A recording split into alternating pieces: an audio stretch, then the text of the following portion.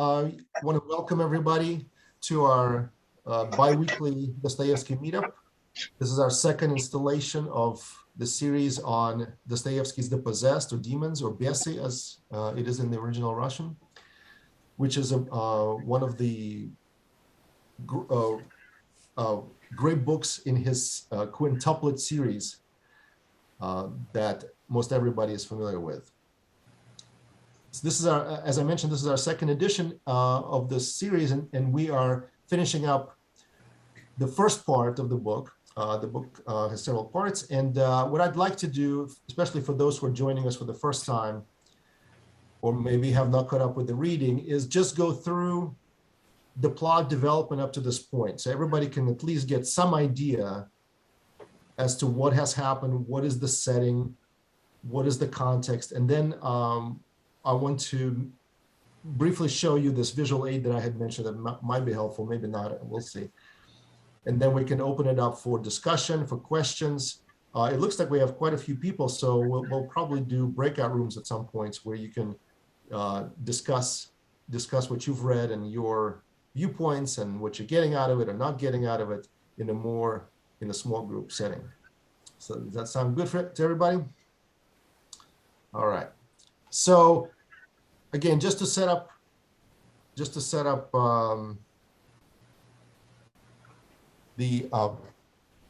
work, the action is taking place in a provincial town in Russia around 1860s, I would say. We have some pretty good dates because obviously there are several key points that are mentioned in the novel, one of which is the liberation of the serfs. And we know that took place in 1861. So that gives us kind of a pivotal point around which the novel is centered.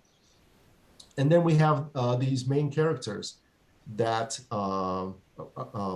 create the context for all of the action and all of the drama in this book. So far we've been introduced to how many would you say? Five characters that are providing most of the action. We've talked about Varvara Petrovna, who is this proprietress, one of the leading intelligentsia figures in this provincial town.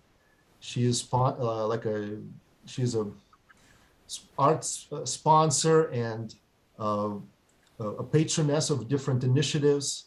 Sees herself as this progressive element. She's obviously a very wealthy woman. Then, of course, her proteges are various young ladies, and also her friend, her personal friend, Stepan Trofimovich, who is the other main character, and very interesting character in the book. And then we have various younger figures. Their children, their respective children, Stepan Trofimovich's son, Piotr, or Peter, or Pierre, as he is sometimes referred to. We have Nikolai Stavrogin, who is the son of Varvara Petrovna. And then we have other young people who are either friends or in some way affiliated with these main characters. Then there are lesser characters that also play a part, but haven't really come to the main stage yet. So this is the setup. There's some tension, there's some intrigue going on with Varvara Petrovna trying to marry off her older friend Stepan Trofimovich to a young protege of hers. And of course, you picked up on the reason for that. She is trying to remove any obstacle for her son to be married to her other protege, a more wealthy, more respectable young lady, Yelizaveta. And that creates this initial setup for all the action. Now, let's maybe at this point, it might not be a bad idea for me to share the screenshot, this graph rather, of all the main characters, and see what you think about this. So this one, just a few words before I do share the screen. So what this is, it's a cast of characters that was from a movie adaptation, a movie series adaptation, which was made in 2014 on Russian television. And I particularly like what they've done with the cast, the types of actors and how they personified these characters of Dostoevsky. So I thought they might be good if you looked at the faces behind these, potential ways of picturing them. Maybe it might help you in sort of orienting your overall picture of what's happening in the novel. So let's see if that helps. So let me go ahead and share my screen. Okay, can you see my screen?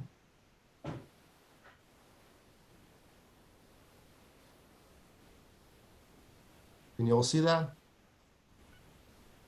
Okay, so right at the top here, we have Varvara Petrovna Stavrogina, her son Nikolai, and then Stepan Trofimovich Verkhovensky, who is the other main character here, the old guard, the old intelligentsia. And then we have his son, Pyotr. And then down below here, we have the siblings, Daria Shatova and Ivan Shatov. Then we have Kirillov, who's also a very interesting character. Then we have this very interesting person right here. Well, two of them really. They're both very interesting, to be honest. And I'm very curious to hear what your thoughts are about them. The Lebyatkins, Ignat Lebyatkin and his sister, who is the cripple. And of course, if you've read first part, you realize that there's something going on between this woman and the main character, Nikolai Stavrogin. And then you have this young lady, Elizaveta Tushina, who is sort of being projected as a prospective bride for Nikolai, but then it doesn't seem to be working out very well. And that's the initial intrigue and sort of mystery of what's going on here with all these characters. So this is one potential way of casting them. I personally, I really like what they've done with each one. Sorry, let me get to a couple of people here.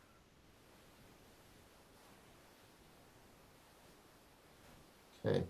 All right. So maybe let's see. What do you guys think? I'm going to leave this up for now. And if you want to share your thoughts on your perspective on these characters, please raise your hand in the chat, and I'll give you the floor.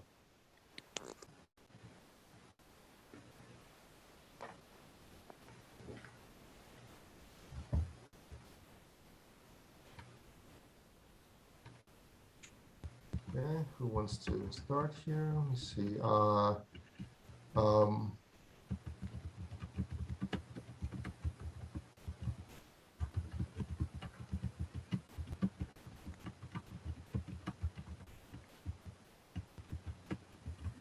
Is it Mikey? Oh yeah, Mike Son.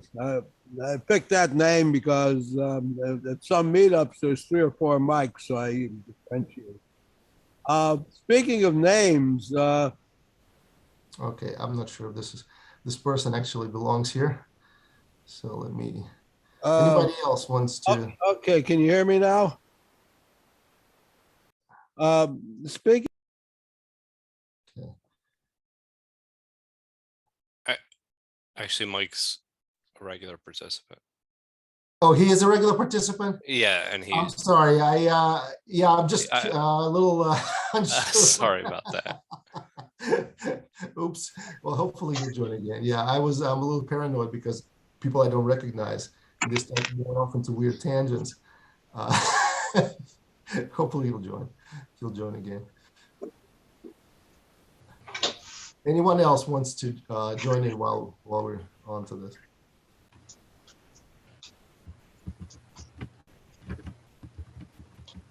What did Sam Sproul, was that? So Sam and Allison.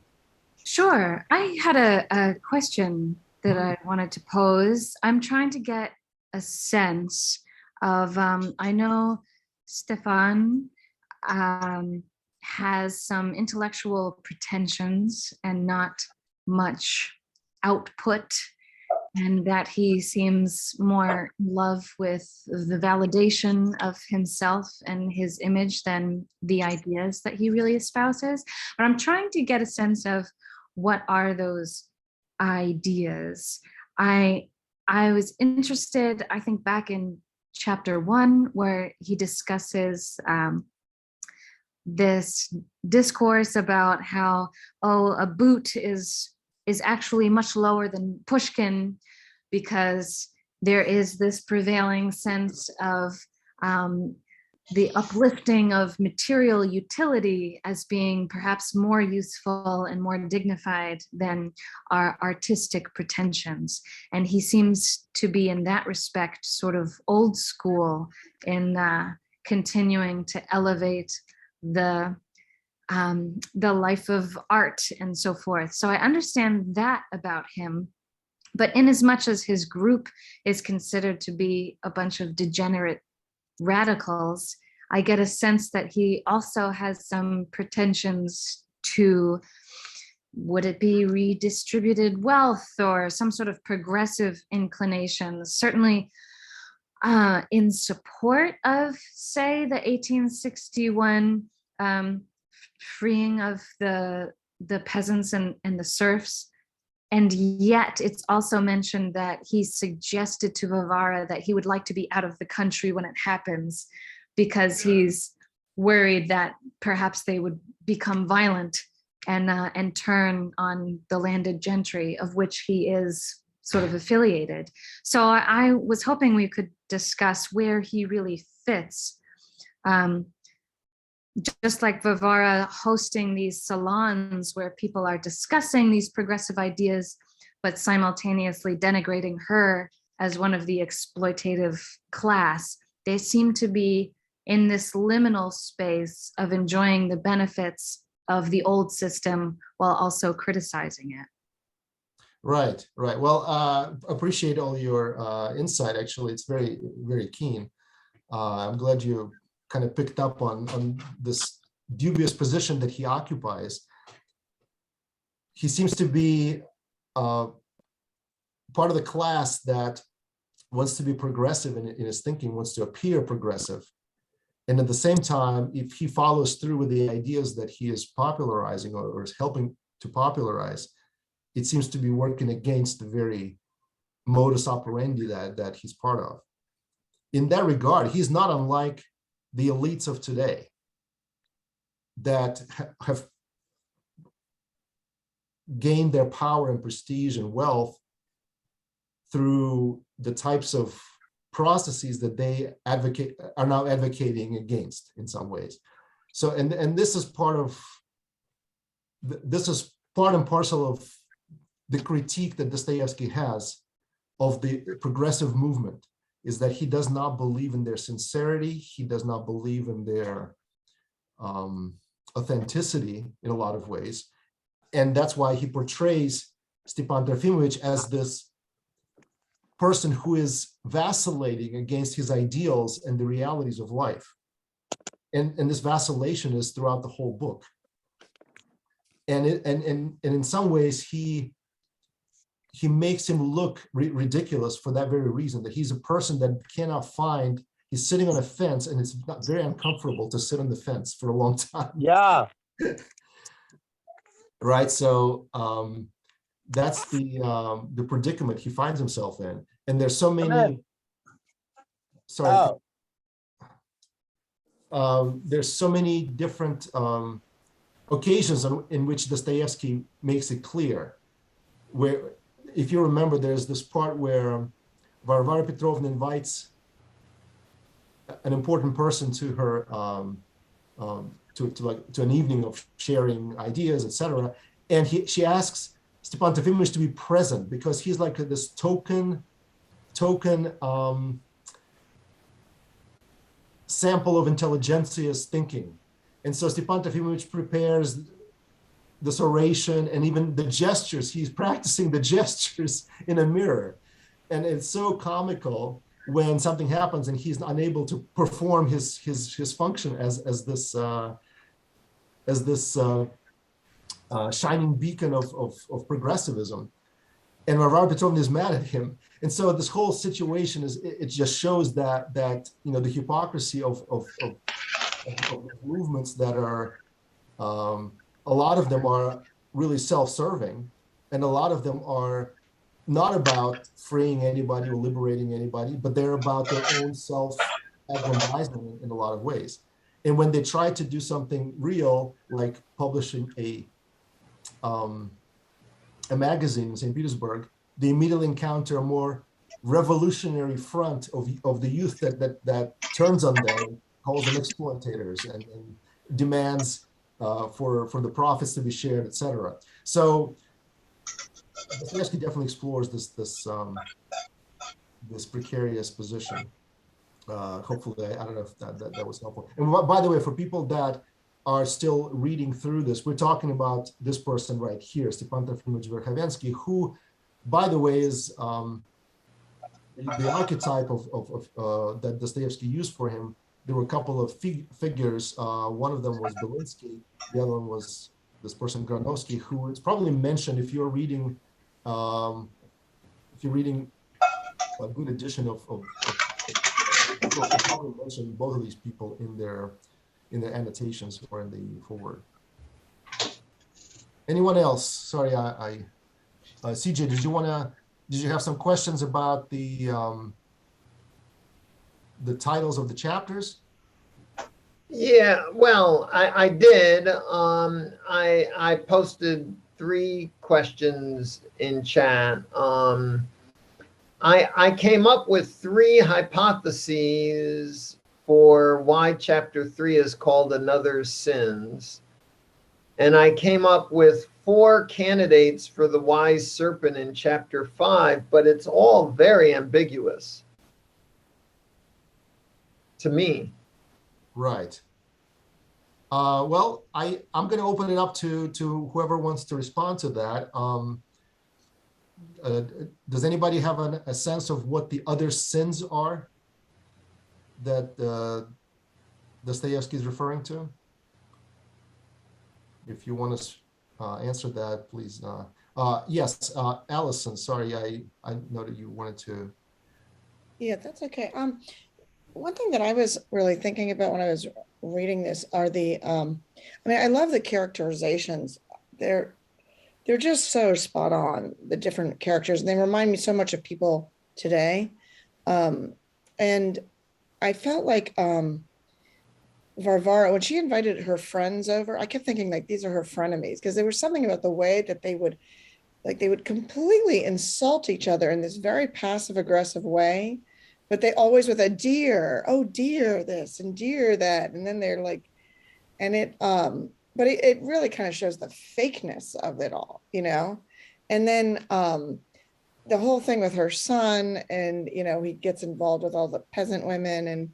And that really reminded me of Giselle, where like the rich guy goes and has fun with the peasant girls and then takes off. And but I feel like it's really a symbol of how the rich people in Russia are just sort of like using the poor people as their playthings and their tools, and but they're just use them. They're not really taking them seriously. And then what I thought was interesting is how she wants to marry, this girl off to Stepan, really just to kind of like save her dignity. But then the second he shows any doubt, she finds out about it, she's like banishes him as well. So it was just more like, it was never for helping this girl. It was for helping her own reputation. Right, right. And what I think, I'm sorry, go ahead. Well, I just wanted to mention, since I don't want to stray too far off from CJ's question, but you mentioned some of the answer to that. So, and I think Madeline mentioned it in the chat as well, that there was a rumor that Daria or Dasha was somehow involved with Nikolai in Switzerland. And so to forestall any development of that romance, potential romance, she's now trying to make sure that Daria is married off to Stepan Trofimovich, in some ways killing two birds with one stone. She is kind of tired of Stepan Trofimovich in a way, and so she can kind of push him off to a young wife that will take care of him and tie up that loose end. At the same time, she's really devoted to her son, and she wants to see her son marrying Elizaveta Tushina, who actually is very prominent. I don't know if you followed this in the novel. She is a relative of this general, Drozdov, and she's also a distant relative of the Yulia Mikhailovna Lempke, who is the wife of the governor, the new governor of their region. So this would be a very advantageous marriage to, for her son. So she's trying to manipulate, as always, people that are close to her as well as people that are not so close, and arrange everybody's life the way she thinks is best. And that's another characterization of the of this elite class. They think they know best what's best for everybody, and obviously Dostoevsky, I think, criticizes that as well. Maybe that's not his emphasis necessarily, but that definitely comes out. Yeah, she really is like the chess player, just moving all the pieces around, right, in whatever way suits her and her son the best. Right. Yeah. And it's going to come back to her in ways that obviously she's not expecting. Yeah. The other question was the wise serpent in chapter 5. Now, who is this a reference to? Does anybody have an idea, or after reading it, those of you who have read it, who is this referring to? What do you think?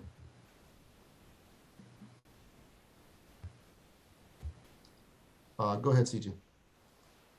Well, I don't know for sure, but I have several hypotheses. It could be the fast-talking Peter.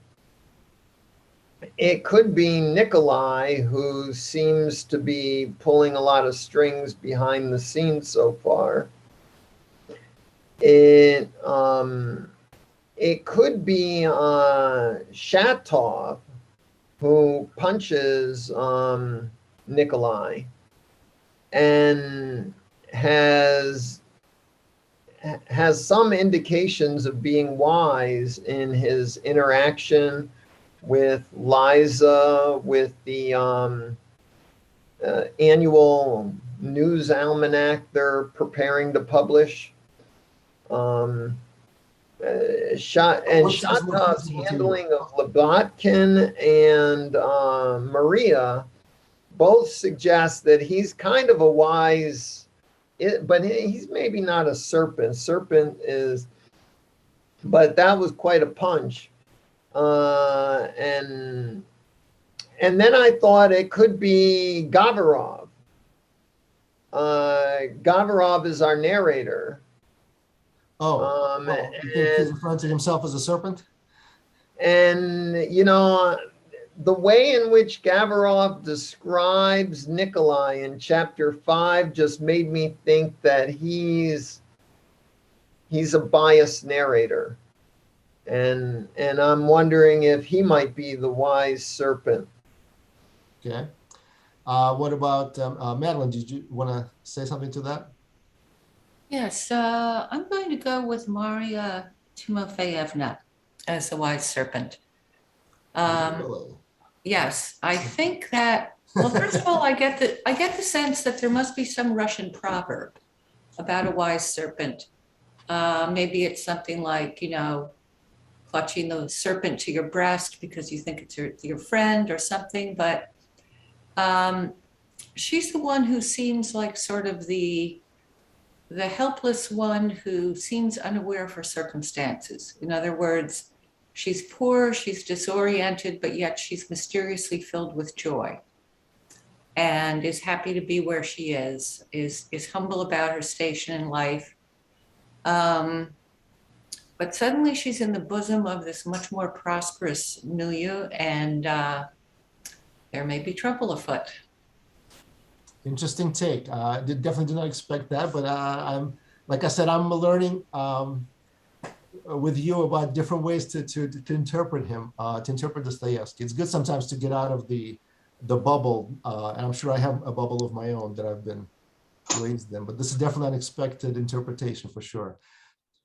Does anybody I else? really like that. I was very impressed by Maria in chapter 4, and there's a lot going on with that character. It's a fascinating character. Yes, for sure.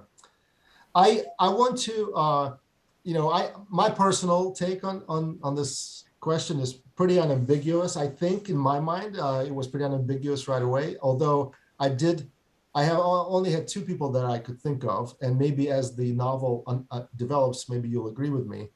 I was only thinking of these two characters right here. So Stavrogin and Verkhovensky younger. But after rereading it again, I'm pretty sure we're talking about Pyotr. And the reason I say that is typically when you first encounter a character, whatever you read about him first, that sets his depiction for the entire book. So typically a good author, when he introduces a new character, he will say the most important things about him right away. And if you remember his description when he appears on the scene, one of the things he talks about is his tongue, the tongue that moves so quickly and is so little, and it almost looks like a serpent's tongue. And of course, as we will read further on about him, we realize that he's the one that actually set up this whole tension and intrigue with rumors that went about Nikolai and Lebyatkin, this person right here. So in my mind, I wouldn't think of her as the serpent. She is more of a pawn in all of this, but not a totally passive one, but still not the person that's actually scheming and setting all of this up. But these two characters are definitely the ones that are setting this whole thing in motion. Although right now, it seems that they're also part of this whirlwind action that's sweeping them in, as opposed to the ones that are actually directing it and orchestrating it. Well, Peter definitely brings out private letters from his father and reveals suspicions that probably should have been best kept quiet about, especially when you're among a group of people. But the chapter doesn't end with Peter.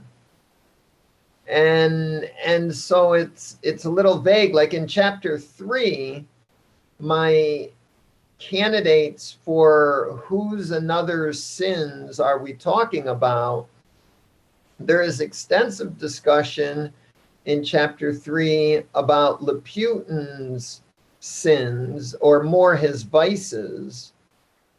Is he weak, impatient, harmful, or envious, as Kirilov suggests, or maybe all four? And then there's who else in chapter 3? Well, Nikolai. Nikolai's sins are discussed by Lebyatkin as what he does to women, including wives, which Lebyatkin's wife was the one that Nikolai disgraced, if you will. Yeah. But chapter 3 ends with Verkhovensky's revelation that he's in love with Varvara. And it seems to me that it's a major sin when you're in love with the woman who wants to set you up with someone else, not to tell her that your heart is already set. So I actually think it might be Verkhovensky whose sins are being referred to at the end of that chapter. Yeah, there may be part of, I don't think anybody is without a fault in this book. So it would be very easy to go along those lines. But I think in the context, when they're talking about, especially Verkhovensky, when he talks about marrying other people's sins, I think what he's referring to specifically is whatever happened between these two characters, Dasha and Nikolai Stavrogin, potentially, because the idea is that this marriage between them would cover up whatever happened as if it never did. And that's what Varvara Petrovna is trying to do. She's trying to cover up a potential loss of honor on the part of her son, which would prevent him from marrying Elizaveta Tushina.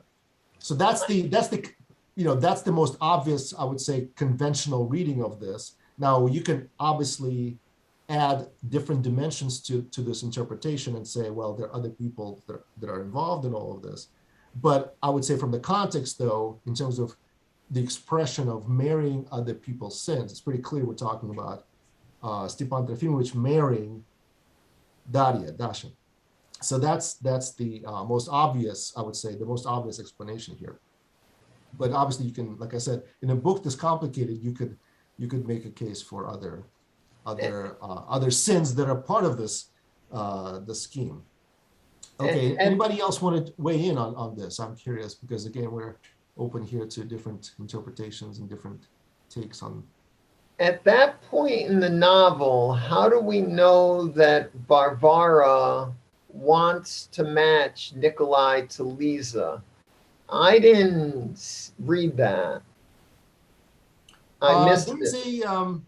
There is a mention of all of them being in Switzerland, and it was pretty clear that given the pedigree of Elizaveta and also the type of person that her son is, it's pretty clear that you can infer that she's trying to marry them off, that it's the most advantageous union that she perceives for her son. Also, it is clear that her son is kind of unruly, and a marriage would probably settle him down quite a bit. So she has these plans to bring him into the fold of society, and what better way than to have him marry someone? So that's the something, I guess, between the lines you could read. It's not, I wouldn't say it's explicit. It doesn't say it in so many words, but I think you can kind of get a sense of it. Varvara and Liza's mother are, let's put it mildly, they're not on the best of terms. Why would she want to marry her son to someone whose mother she has so many problems with? Probably for the same reasons kings and princesses married each other. It wasn't really for personal reasons. It was more of a people planning estates and things like that. So it was, like I said, it's more important to her who she is and her pedigree than whether or not she is on friendly terms with her mom. And she happens to be a relative of pretty influential people. So I think that's, in those days, that was much more important than, well, I don't like her mom, as it might be today, which probably it should be. But in that world, I think it was pretty common that you would try to marry your children to the same class and or marry them up, if you will. Right. So I don't know if I'm convincing you, but that's the sense I get from all these machinations that are described. Well, isn't her childhood friend also related to the governor? Right? Yes. The local Yes, administrators. that's They're very right. high up, right? Which is, her thing is power in her local community. So she'd like to dominate everything. When you were talking about the sin, did you talk about Daria being accused of stealing money? Sorry, can you repeat that?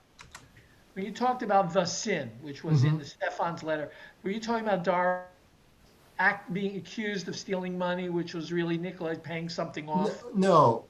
Primarily was the potential romantic relationship between Nikolai and Dasha. Now, that idea of theft, that of course is coming from this wonderful character over here, Ignat Lebyatkin, who I think we can probably spend the rest of our meetup just talking about him. I mean, what a picturesque character this is, right? And I hope you all really enjoyed him because he's definitely bringing out the humor and the genius of Dostoevsky as a satirical, comedic almost novelist.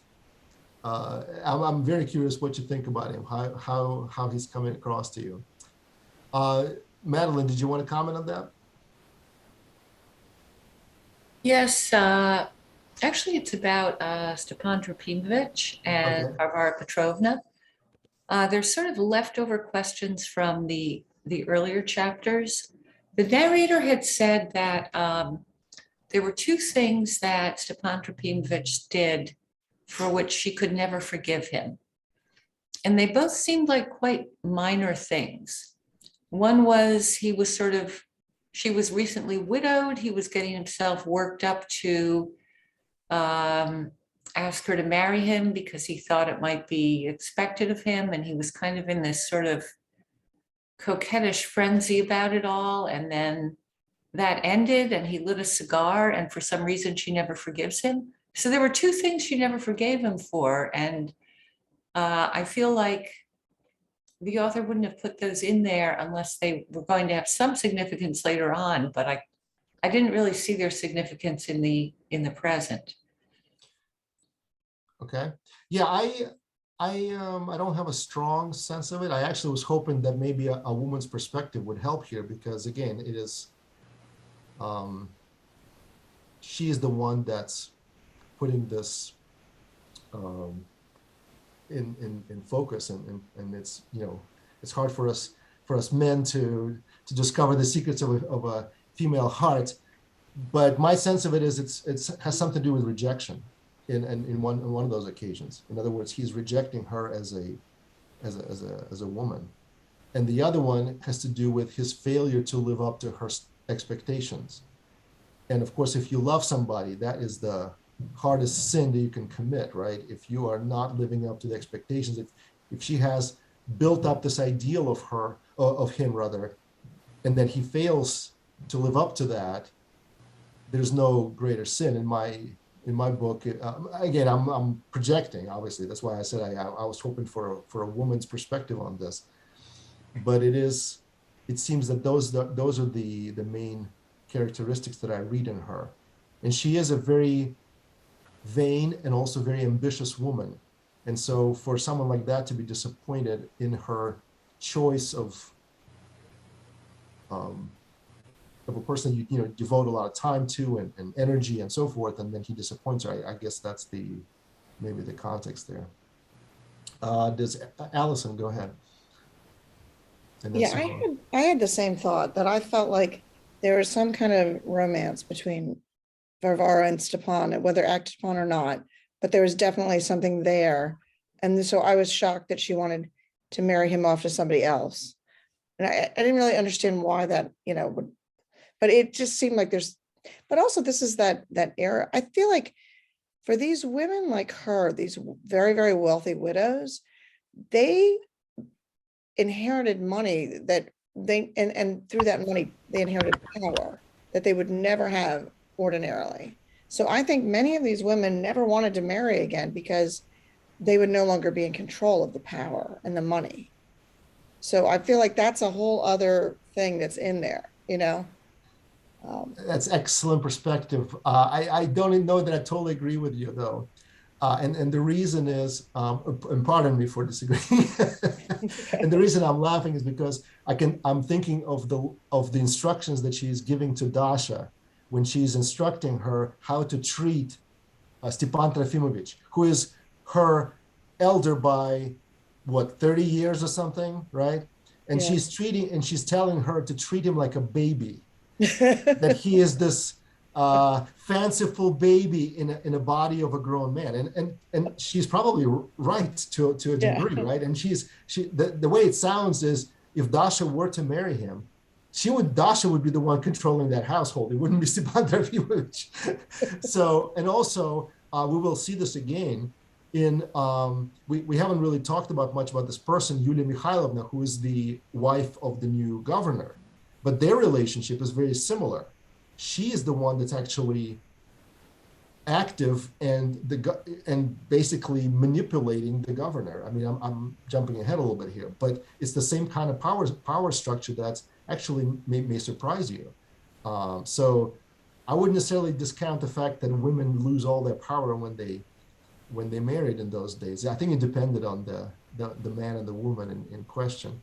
But I see your point that she was very powerful and she was very respected, and there was probably also something going on romantically between her and Stepan Trofimovich at some point. Right. Yeah. That seems obvious. And people are doing some personality profiles on the characters, which is great. She reminds me so much of what my father's cousin, who was her husband died in his 40s, and he was an oil executive, and he died, I guess, in the 80s, and she never remarried. And I always said to my mother, why? And she said, because she was finally in control of the money. Okay, well, maybe that's a different dynamic there. But but I think especially back then, I think there was I don't know. I feel like there was a lot going on behind the scene. Everybody gave this sort of image of everything being very chaste, but I think there's a whole lot going on that they did not want to admit to. We'll find out more as we go along for sure. Yeah. Simone, did you want to go next? Simone? Hi, hold on. I'm sorry. Do you need a minute? No. Or you good? No, I'm just trying to cook dinner at the same time. Okay. So can you hear me okay? Yeah, we can hear you. Do you feel like what the other person just said, how the time period that this book was written for, that if you are an ambitious woman or if you're well off, that you, how can I say this? As a male prospect or courting, as my grandmother would say, was a level set so high that you almost set the man up for failure in a sense in that relationship, or even to be a great mate for a woman that is of higher standards. In other words, were men held to a higher standard than women? Is that the expectations to take care of the woman if they didn't come from a certain means? The lady was talking about her relative. Right. My husband was in the Army, and his mom didn't graduate from high school. Mm-hmm. My grandfather was a zoological scientist, everybody's science. Mm-hmm. So it was frowned upon. Mm. When I dated my husband, they were okay because he was military, Mm-hmm. That you're serving your country. But they said he better use his GI Bill if you all ever get married. That was a part of, I guess you could say, my marriage. I hate saying it like this. My marriage contract. Right. She can't go anywhere around the world unless you promise those things. And he's kept that promise. Right. And I felt in this book that marriage was a different concept than it is today. There was wealth, there was money. It wasn't quite like England, like in Russia, Mm-hmm. but there was still the man as the provider. But if the woman comes from a wealthier family, there can be friction, I guess. Mm-hmm.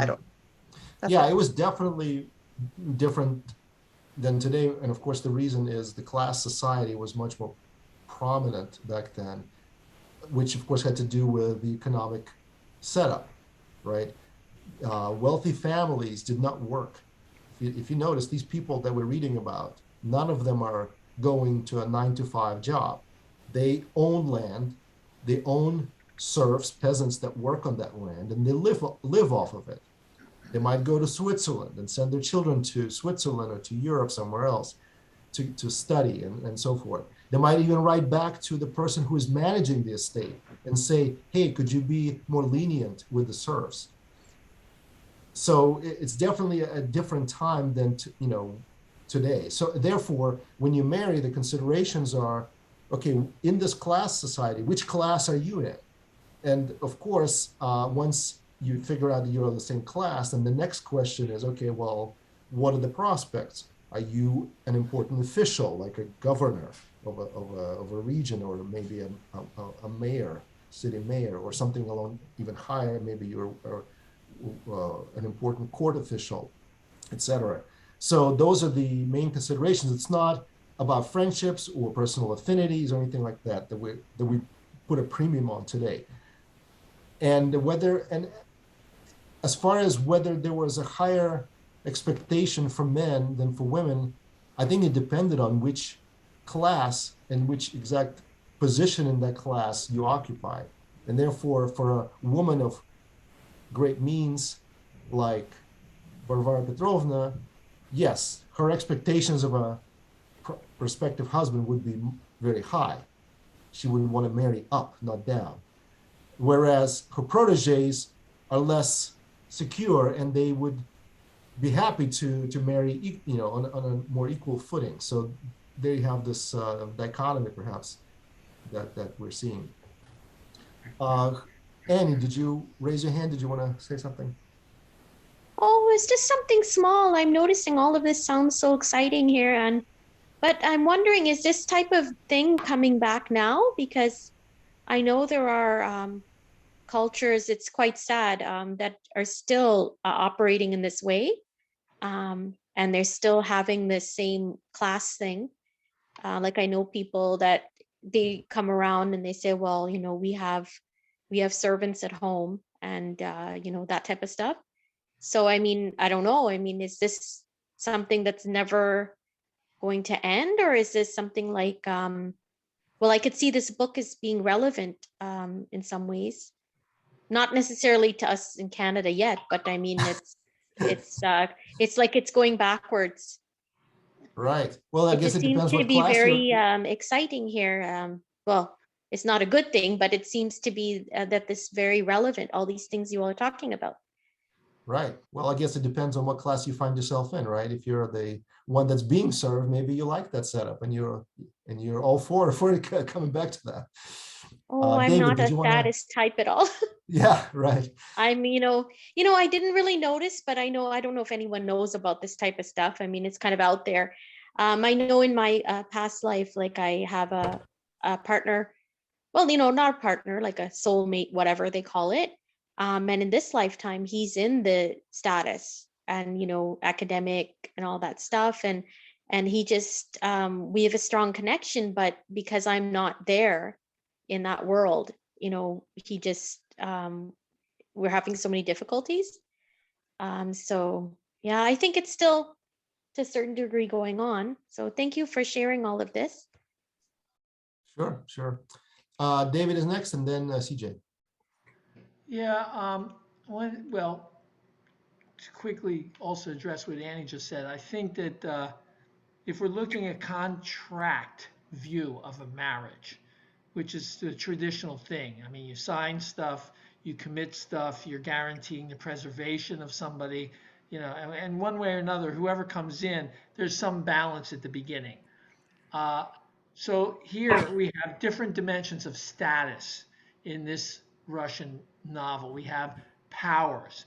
It's either political, or you have money and property, or you have a family with that which is going to come to you as money and power, or you have erudition. So Stepan has this, he has a value because he's looked at as this learned, although it's curious whether he really knows anything. He does spurt out some, clever, brilliant things, but then again, he doesn't seem to use his learning to inform anyone of anything that has any consequence or benefit to anyone. He's just there spitting out his little French things and being upset. But it's like having status. He's got this erudition. And Varvara, and presumably they were lovers, or it was very close or something like that. And when she was ready for him, and he condescendingly was assuming she was after his hand, he was not respectful in that process. And then his not taking up that opportunity in a respectful way, that's when she says, I shall never forgive you for this. Okay. And it's, why is it two things? Good question. But she is in such a position he owes her so much. And to not come out with an honest recognition of that has to be such an affront and an insult and a deep hurt to her. But none of this can be said because no one ever says a whole idea. In this whole novel, everyone says a third of what the idea is. They don't tell each other anything. They say a fraction of it. And later on, you're going to find out, oh, they said that because their own motivation was to reveal only this. They want to, and then you find out even that's just a ploy. It's just so upsetting all the time. So there's another kind of status, which is, yeah, you can't be a merchant. There's a taint to that in this society, but you can be a soldier. And a soldier, if your family has power, you inherently have something behind you. But that's a physicality and a masculinity, which is also a kind of status here. This is a very rudimentary kind of power. So even if you're crazy with your physicality, you have this being a soldier and a drunk or hanging out, whatever you're doing it, you have this status. So people get hurt because of how they're not addressing each other and respecting each other, and none of it is said straight and above board. Nothing is ever said in honesty. Kills me. Thank you, Dave. Yeah. And about one thing about women. Yeah, sure. I think what Annie said, that's what I wanted to mention. Women now can earn a living. This is like a brand new civilization. This has just happened in America in the past 100 years. This is like unbelievable. So of course the contracts are different now. The whole basis of relationship with people. I mean, but it's not lacking any of the original elements. There's still status in how you view your partner. There's still the risk of what you're taking on and a commitment of everything you have, So women to be able to be independent financially now in this country puts us in a special space. Yeah, thank you. Okay, CJ, you're up. Yeah, I think the novel is mainly working forward. And so getting into the history of Varvara and Stepan's relationship isn't a primary concern, but we do have these stories of how Stepan offended her. And then at the end of chapter 3, Stepan Verkovensky says, I adored her alone among women for 20 years. And, so I too was speculating, how does this work? Varvara is so much higher status. How does a lower status man who is being kept on to educate, this is, whoever makes the first move, it's sexual assault in today's world. If Varvara takes her employee, Stepan, and proposes, that's sexual assault. And if Stepan goes to his employer and, says, aren't we close enough? I don't think that's allowed either. So the modern let's world not project today's standards of sexual assault on a society that's 150 years old in the past. I mean, our rules of sexual assault have drastically changed just in the last 20 years, much more so in 150.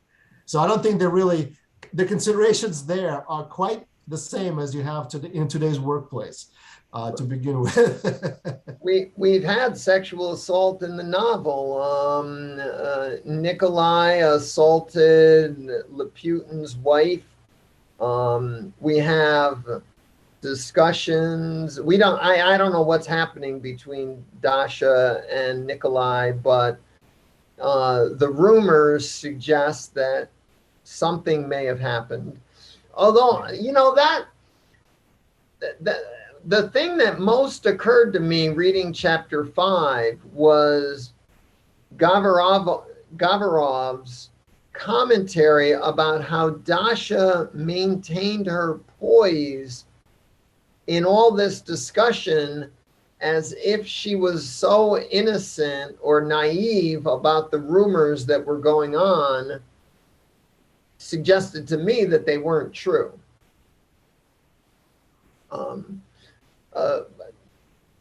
So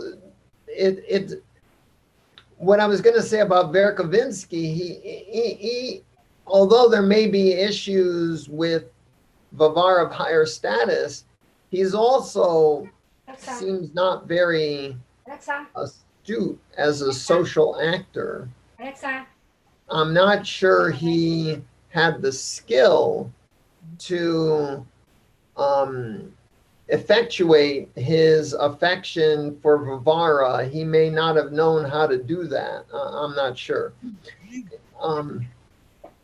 And going off on a tangent, I thought, since the Wikipedia entry for the novel suggests the novel has something to do with nihilism, we might want to talk about Kirilov's nihilism, which in my reading, it isn't until page 111 of my translation that Kirilov's sense of freedom, which my interpretation is it's nihilistic, comes into the novel. If that's an important theme for the novel, we should probably talk about Kirilov's freedom. Yes, thank you, CJ. That is an important part of the novel. And I think in the beginning, somebody brought up the question of what's the philosophical context that we are operating in here. And I think last time when I talked about, the author and his own experience going through his sympathies to socialism, being caught, sentenced, exiled, then his sentence was somewhat commuted, and then he went to Europe, tried to explore some of these ideals, and then was disillusioned in them. The philosophical context for this novel is super important because it is addressing a lot of what's happening in people's minds at that time. And what is happening? Well, we have the largest event that is still in everybody's mind is the French Revolution and the massacre and the horrors of the reign of terror that followed it. Then we have the 1848 revolutions in Europe, where there was an attempt to continue this liberation, if you will, or end the oppression of the monarchies in Europe. And there was a very harsh reaction against that. So that creates the backdrop for Dostoevsky's work. Now, right now, we're mostly operating here with these personal issues, right? Who is trying to get married to whom, and what are the different intrigues? But really, underneath all of that, and undergirding all of that, is this crisis of ideologies that Dostoevsky is operating and addressing. And the real questions are, it's progressivism versus conservatism, just like we are facing in a lot of ways all over the world today. It's always the same question. How much of the old ways do we keep? How much of the old ways do we destroy? And Kirillov is perhaps a fringe element of all that, who says all of the things we're doing is completely wrong. And he's an engineer, which is, again, he is also in a state of dissonance, because he is an engineer. In some ways, engineers build. They don't destroy things. And yet his philosophy postulates that the person who can destroy himself is God. Now, I don't know if that rang any bells for you. I'm curious if you have any philosophical thoughts on this, or perhaps thoughts on who he is foreshadowing in some ways. But to me, it was pretty clear. I don't know, does anybody want to speak up and maybe name a philosopher who essentially is being foreshadowed here in Kirillov's thesis?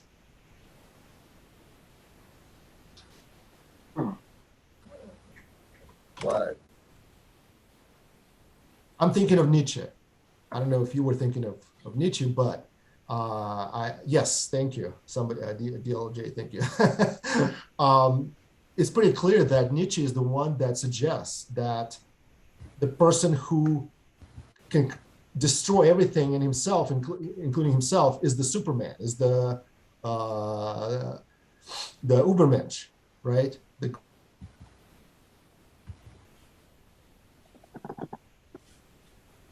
is the epitome of that. And we're starting to see that when he talks about this idea of man-God instead of God-man. Christianity, of course, is the religion of God becoming man, but his idea is it's the opposite, man becoming God. And of course, in some ways you can say, well, that's what progressivism is all about, right? It's about man becoming all-powerful, omnipotent. Has he said any of this at this point in the novel? He has, yes. In fact, there's a, I'm trying to find, unfortunately, my translation, I'm reading it in Russian, so all my pages are off. Let me do a quick, 1 second. There's a passage where he talks about the pain and the big rock that can crush you. And I don't know if you recognize this. Let me see. Philip, did you just say you're reading it in Russian? Yes, that's my I am Russian myself, so that's my. Oh my goodness gracious! Wow. Yes. Let me see if I can find it real quick. Well, certainly the Kirillov philosophy passage in chapter 3, I think it is, there's a strong sense of this, although I don't know if it's a fair reading of Nietzsche to attribute anything like these ideas to Nietzsche.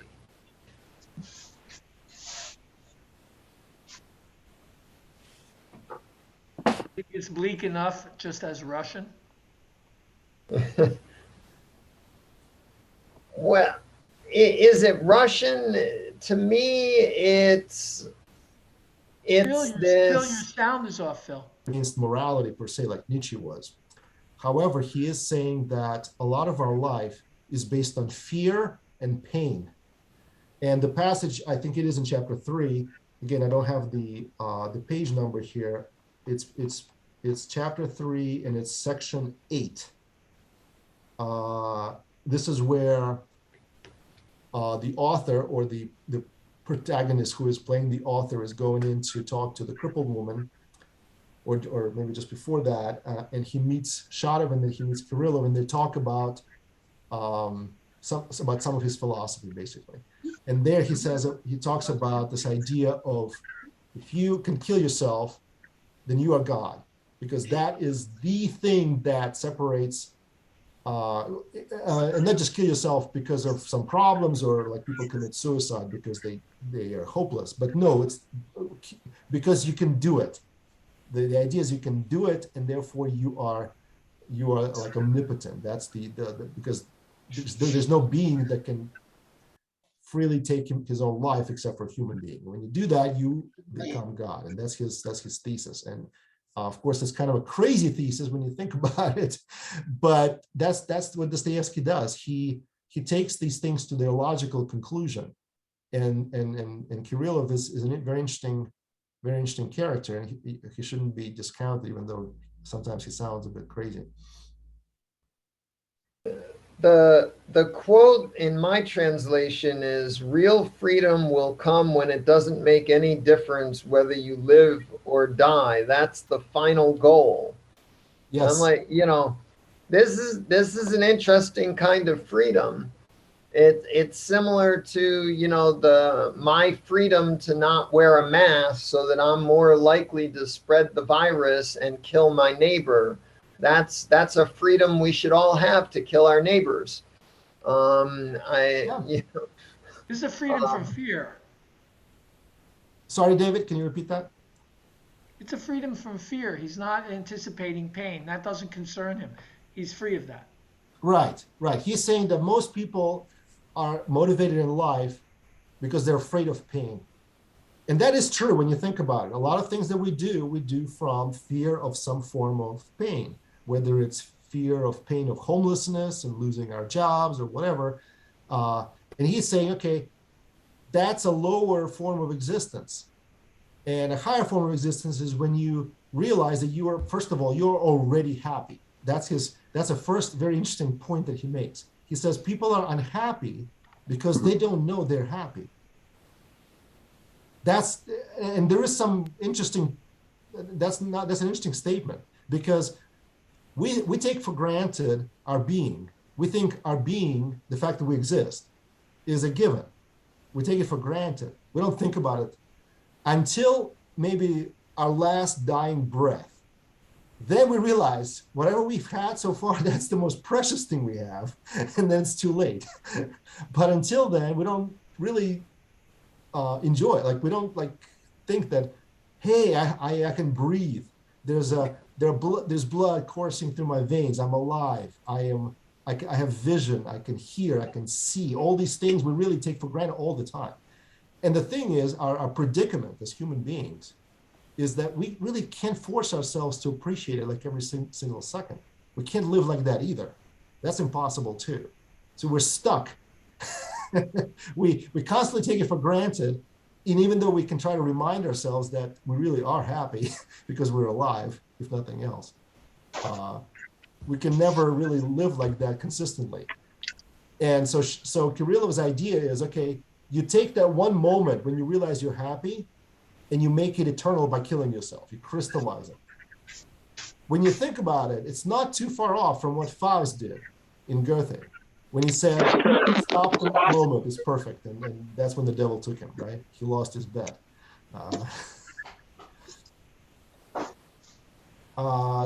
Who wants to talk? See,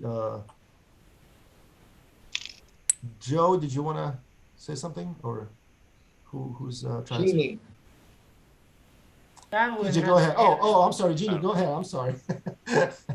Well, I thought the other way out of the existential, misery of our lives is Maria's way of just becoming crazy. Right. Do you think she's crazy? I think it's an act, a behavior pattern that women of that era needed to exercise some of their power and freedom. In other words, escape into this sort of, I'm crazy and therefore I'm free in some way. That probably is true in some ways, and Dostoevsky probably agrees with you, CJ. I'm pretty sure in some ways, because a lot of his characters are borderline insane in some ways, which makes them interesting, right? Normal people are kind of boring, but crazy people are kind of interesting. Madeline, go ahead. Sorry we made you wait. That's okay. The downside is that by now I have things to say about almost everything, but I'll try to keep it brief. I wanted to start with what David said much earlier, which was that most people are not telling all of the truth. And I hadn't really realized that, because what I was struck by was what seemed to me like constant emotional outbursts on everyone's part. Big declarations of feelings, always this, never that, you're my great love, my great hate, blah, blah, blah. But they're not being honest, because they're all plotting and scheming.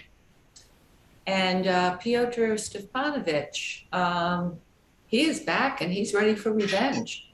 He was rejected by his father his whole entire life. There is no reason why his father could not have raised him. But he was just rejected. I don't know why.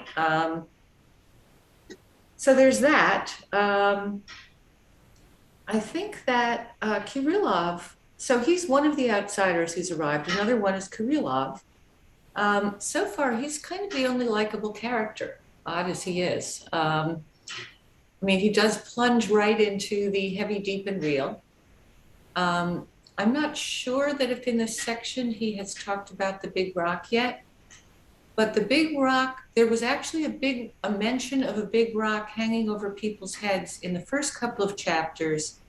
Someone mentioned it in the metaphor in passing as a social movement that somehow carries people away or sort of steals their lives in some way. And this is a book that is sort of remarkably lacking in symbols and imagery like that. You know, it doesn't have a lot of big repeating themes. It has Stepan Trofimovich's cravat. It has a few other things, but not really.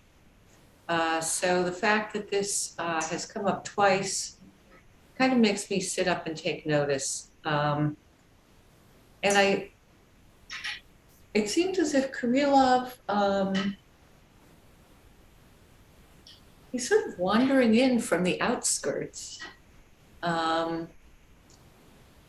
And at this point doesn't really seem to have an agenda. You know, he's just kind of there to build a bridge.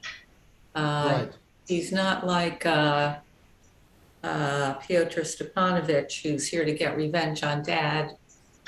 And speaking of his father, Stepan Trofimovich, I think he is gay. I realize he's been married twice, but I think he's gay. And just as I've been thinking that, I have the very old translation, the one that's like a 100-year-old translation. And in that one, the translator refers to him as a confirmed bachelor, which in that era basically just meant you're gay. And everyone would just sort of accept, okay, that's how it is. So I'm wondering if somehow that isn't part of the dynamic that's going on there. I don't know why, but I think it's... Well, definitely interesting take. It's quite possible. It's quite possible that he was. I don't think it's consequential to the story, only insofar as he is a symbolic figure. You know, he's a symbol of intelligentsia, progressive thinking, liberation, all of these movements. I don't know if any of you have read this letter from Belinsky to Gogol, which I posted, I think, a link to last time. But Stepan Trofimovich could have written that letter. He is that person. He is the person who is for everything good and against everything bad. You know, right? He is for, amazingly, right? And who doesn't want to be like that, right? He is the person who wants to see justice in the world, progress. He doesn't want to offend anybody. He's not an atheist, right? He makes a, but then he says, I'm a pagan. I believe in God like the great Goethe, you know, in sort of this idea of God, right? So he makes it theatrical. Everything is theater, except when it comes to things like money and his gambling and kind of niceties of life. But then he also wants to make the grand gestures even in those things, right? So he's quite a character, quite a caricature of a kind of progressive thinker. But I want to actually I think we have one more person who wanted to talk, and then I want to switch back to the most entertaining character we have time. But Bea, did you want to say something? Yeah. Go ahead. So I don't know if you talked about it last week at the end of chapter 2.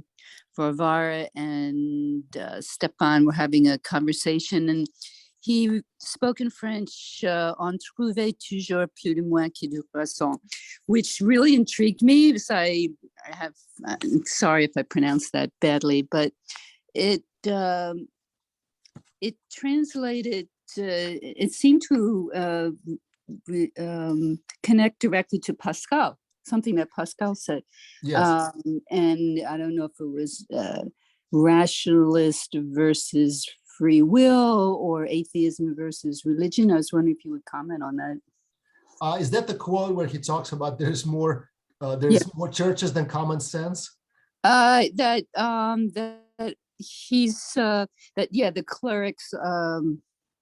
clerics aren't always right. Yeah, but the exact quote sounds something, it's a very kind of sarcastic in some ways. It's like saying there's always more clerics than there's common sense or something like that. Yeah. It's part of this whole intellectual climate in Europe at this time. So we have several things happening, right? We have this idea that religion is really the problem that has plagued us for however many centuries, and so we need to get rid of it. We need to get rid of this notion of Christianity, of God, of traditionalism, right? We have, by the way, I don't know if you got the dates, you kind of figured the dates, but 1848, which is 20 years before this novel is published, is when Marx and Engels published their Communist Manifesto. Communist Manifesto declares marriage as a form of legalized prostitution. And it has it proposes several ideas, very Plato-like, where you have women there should be no marriage. Women should just be free to, and men should be free to have relations with one another. And this whole marriage thing is all about property, and we need to abolish property. Therefore, we need to abolish marriage. Children should really be kind of raised in these by the state, and so forth. You have all these different ideas, all these different utopian ideals that are being floated around at this time in Europe. And they are actually making waves, and people are reading about them, and they're thinking about them. We have several references to this utopian philosopher Fourier, not to be confused with the mathematician Fourier, no relation, who proposed these sort of like kibbutz type setups where people would work together and just live together in these utopian communities. There'll be no need to exploit anybody. And who do you think is reading Fourier in this book? Well, so far that we know of is Lebyatkin, a person who is most unlike in his character than this ideal human being. And I want to read. Let me see if I have this passage. I guess maybe I don't.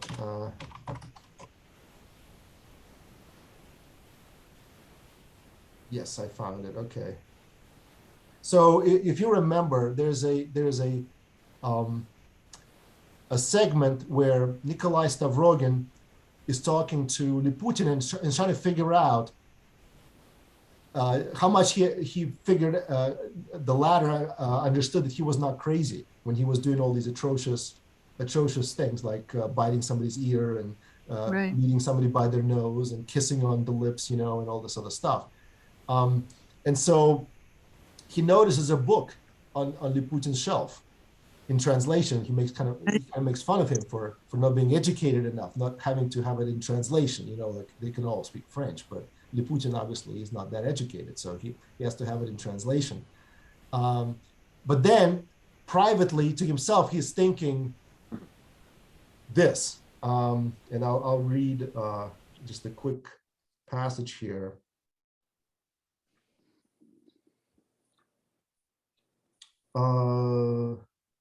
So he's thinking about him as the most unsightly and almost abject figure of this little provincial official, the coarse and jealous family despot, the miserly moneylender who picked up the candle ends and scraps left from dinner, and was at the same time a passionate believer in some visionary future social harmony, who at night gloated in ecstasies over fantastic pictures of a future phalanstery. Phalanstery is like this sort of like this kibbutz type setup.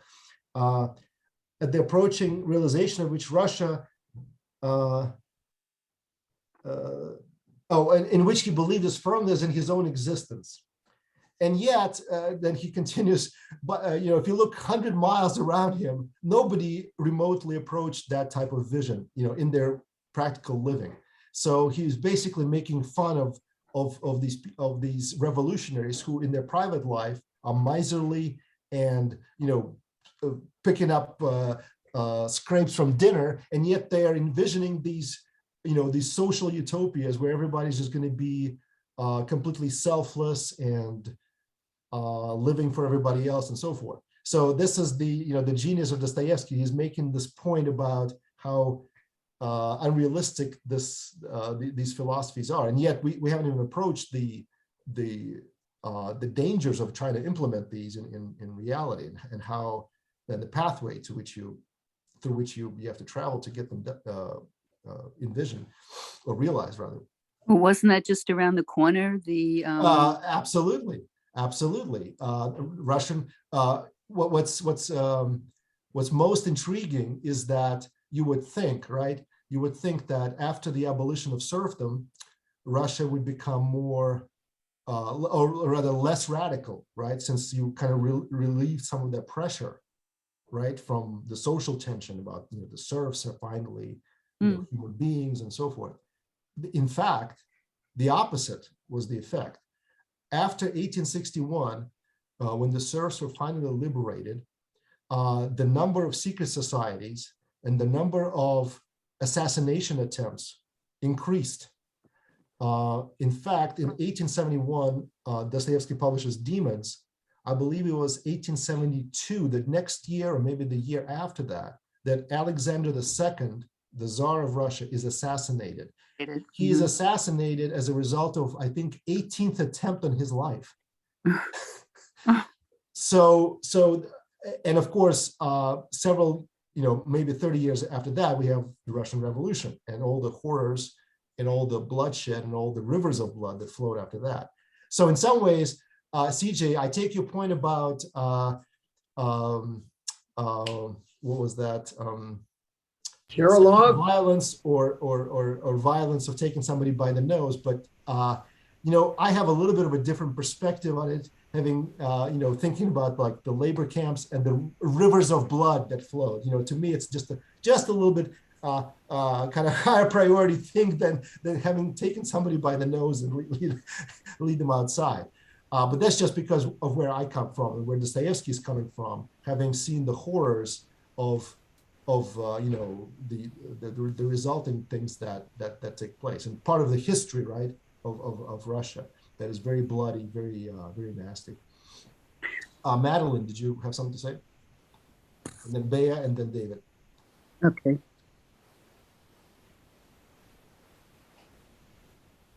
Madeline, go ahead if you want to. Did you just say Madeline? Yeah, you have your hand raised. Yeah. I just wanted to comment on the Communist Manifesto in relationship to this. I read it. It was a while back. What I was struck by was that Marx was really writing about, and Engels were writing about conditions as they knew them then in Germany and England and the industrialized portions of Europe. They weren't writing about basically a feudal society like Russia. And so, in a sense, the philosophy of Fournier would have been more in line with the sort of ancient peasant agrarian collectives, rural collectives. I forget what those village units were called in Russia. You're talking about kolkhoz or something like that? Yeah, something like that. It would have been more in, so in order to apply it, it should have been more in line with that. When Marx was talking about the bourgeoisie and people rising up, he was talking about rising up against the wealthy factory owners who owned the means of production. And he wasn't really focused on land. And it had been actually a big transition in thinking in economics.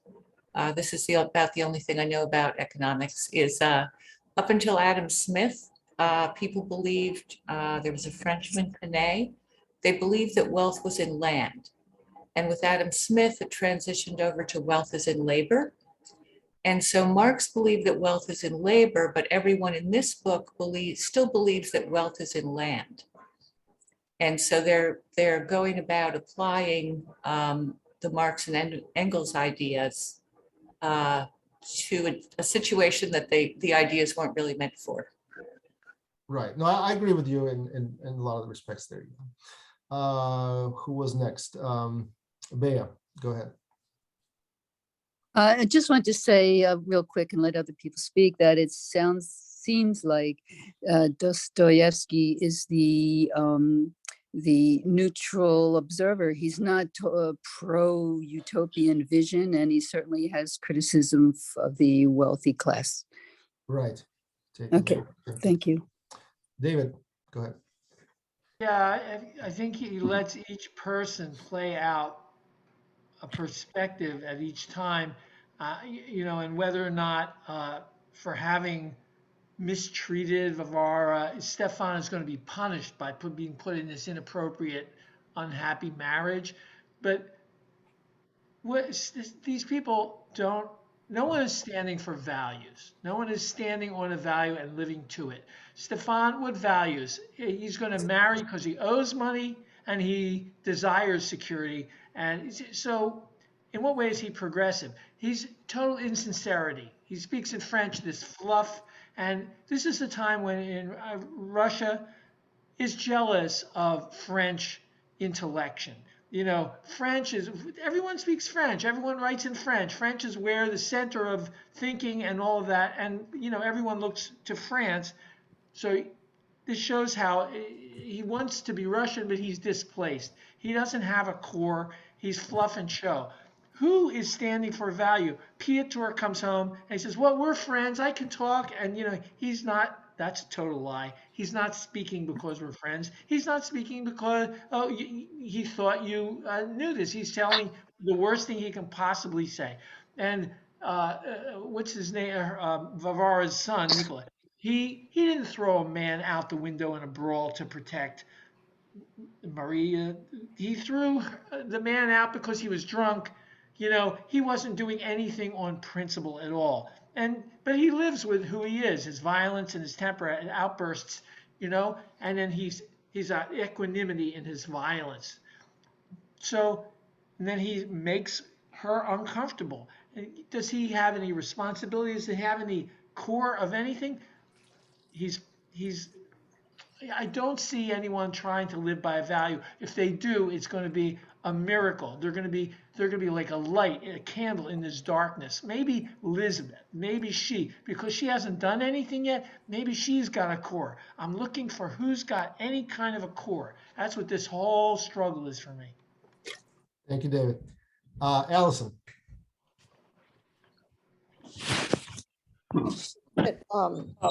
You know, it's kind of interesting because this reminds me of this poem in the Tao that was discussed last week. I didn't get to it, but this whole idea of power is that power, people who are in power think like that they're the ones in power, but really they only have power because other people have given them that power. So you can't keep so I think what's interesting is like when you look at the French Revolution and the Russian Revolution and Haiti and all these different places, the people who, and America in the South, you know, they only have power because they have, all the people that they're controlling have collectively allowed them to have that. And when they rise up, it's very bloody, but when they rise up, it's over. But it just seems like it's just a story that just keeps repeating itself over and over and over again, all over the world. And then we have these periods where we have more of a middle class and things seem more solid. And then little by little, the middle class gets chipped away. And then we sort of wind up back in this kind of a scenario again. Well, except of course, in Russia, you never really had the middle class as a dominant force in society. You basically always had the czar, a million peasants, millions and millions of peasants, and then a very, very tiny sort of elite segments between that. Perhaps today is the only time really in Russia that you might have some sort of semblance of a middle class, but even today it's not actually actually true. Most people are very poor, and then you have a very tiny elite that is disconnected from most people, from the needs of most people. Well, and that's in a lot of ways, I feel like what a lot of Latin America has been for a very long time. And I feel like we were different from that, but really over the last 20 years, we're turning more and more into that sort of a situation. But I feel like that's also why this book resonates so much, because the issues are still here. You know, it's a very different time, but at its core, the issues are still very much with us. Right. Thank you, Allison. CJ, go ahead. Yeah, I really appreciated Bea's highlighting of the Blaise Pascal quote, which my French isn't good enough on. Well, okay. Translated as there are always more monks than reason. As I remember the context of that, it was very ambiguous whether Verkovensky was saying on Blaise Pascal's authority, you know, I'm an atheist or I'm a believer. It's like, and so I looked carefully at the comments on the quotes, the text on Verkovinsky's belief in God. The translation I'm mainly reading is the Andrew McAndrew translation from 1962. And in McAndrew, Verkovinsky's belief in God, I believe in God as a being that is conscious of himself only through me. And Constance Garnett, whose translation is free, she translates it as, I believe in him as a being who is conscious of himself in me only. This is a very unique kind of theism. This theism might best be characterized as atheism. I mean, and it a little bit resonates with Kirillov. I thought earlier that Kirillov might be the first instance of nihilism. But if you look at this sort of egoism trumping God as a form of nihilism, which maybe Dostoevsky believed, then we could go back to Verhovinsky's belief in God as maybe the first philosophical salvo in the novel that, you know, gesturing towards nihilism in some sense. Okay. Madeline and then David. I think David was first. Oh, goodness. Thank you for being courteous. David, go ahead. I'm sorry, I didn't take my hand down. Your turn. Oh, then go ahead, Madeline. Okay. So CJ was talking about nihilism, which made me think of political nihilism, which is, I think a lot of what we're seeing these days in the US and some other parts of the world, which is just the desire to get rid of everything that there is politically. There are so many things wrong with it. Let's just rip it all up. We don't even need a plan for how to start it up again. Let's just tear it all down. And it seems as if some of the people introduced in the early chapters of the novel are on that track. And so like Pyotr Stepanovich, and then there are others like the more working class guys, like Shatov and what's his name, starts with an L,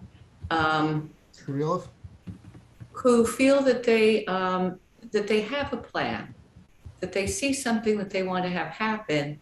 The tearing down is necessary, but there's a plan for afterwards. And I think that Nikolai Stavrogin and Pyotr Stepanovich really are the demons.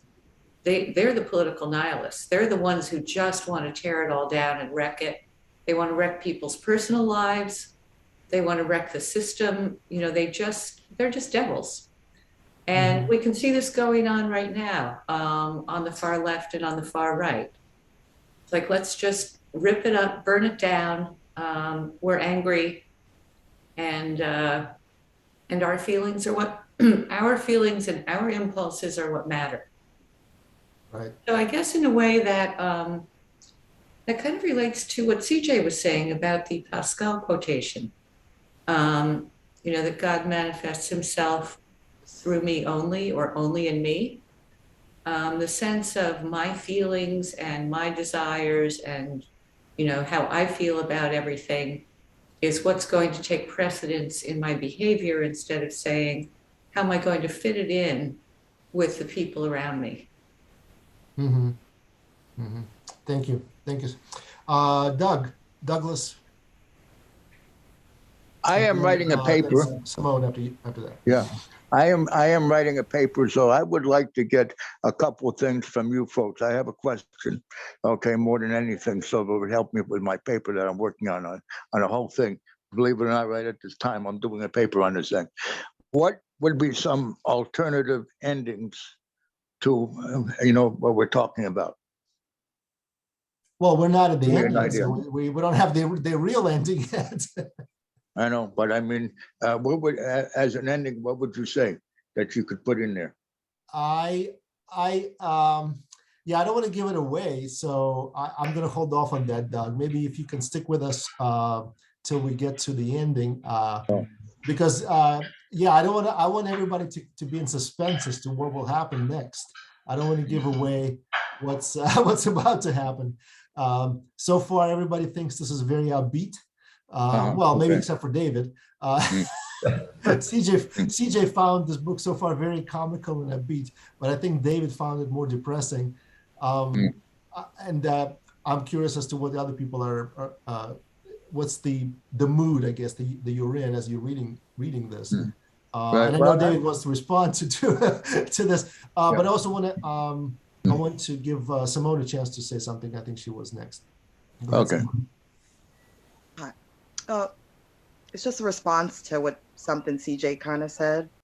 I've taken theology, and I don't know how to say it. I marry people, so I don't tell anyone how to live their life. That's my ministry, if you want to call it. But anyway, he was saying something about the ego, and I guess comparing something to atheism, that part. I know here there are a lot of religions. Everybody's from everywhere around the world. And one religion that comes to mind is something called five percenters. I don't know if anyone's ever heard of it, where they believe that they are 5% of God. Or, I don't know much about it, but I find it very interesting, and I have to be respectful, of other religions being in a military town. But I would never compare it to atheism in the ego part of this book. My father, and it's really odd how this book being so old, and I'll try to condense it as best I can.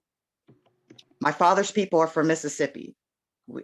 His grandmother was Cherokee and Black and was a sharecropper's wife. So the land being from the South, and also being a minority for my dad's grandmother, and being a woman, I have a professor of a cousin, and when she did her thesis report, she actually interviewed my great grandmother.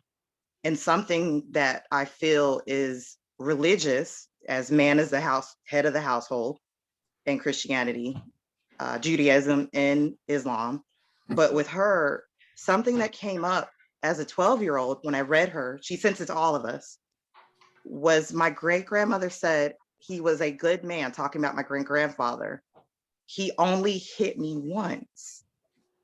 And as a 30-something-year-old woman now, that one part of the whole 25, 30 page, whatever thesis my cousin sent us, for that really resonated with me.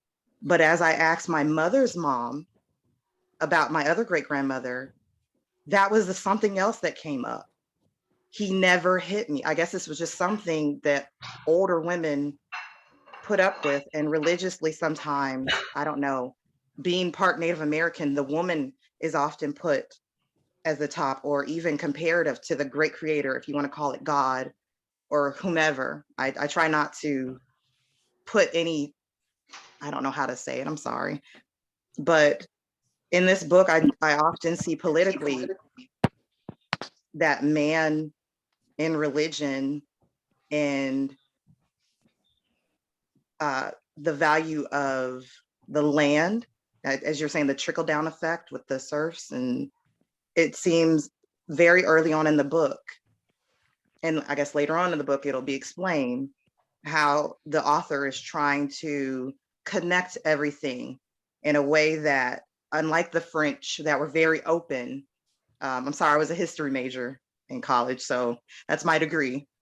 It seems that other countries and other leaders, you know, Napoleon did quite a bit, good and bad, but Russia went through their own horror stories as well. And I feel like this book early on intricately kind of sets everything up for the other parts of his story that he's trying to tell. Right. Yeah. Thank you so much. Olga next, and then we have I don't know, David and Doug. You guys still have your hands raised, but I'm not sure if you want to talk. Olga, go ahead.